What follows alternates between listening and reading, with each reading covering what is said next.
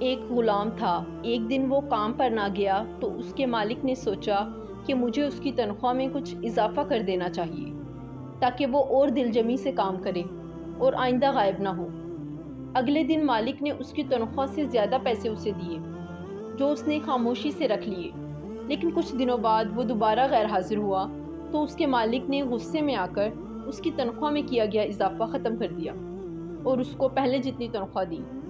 غلام نے اب بھی خاموشی اختیار کی تو مالک نے کہا، جب میں نے اضافہ کیا تو تم خاموش رہے، اور اب جب کمی کی ہے تو پھر بھی خاموش ہو، کیوں؟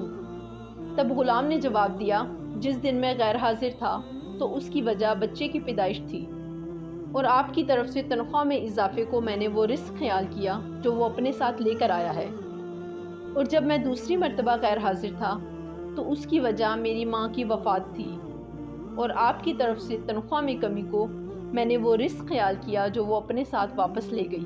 پھر میں اس رزق کی خاطر کیوں پریشان ہوں جس کا ذمہ اللہ تعالیٰ نے اٹھایا ہے؟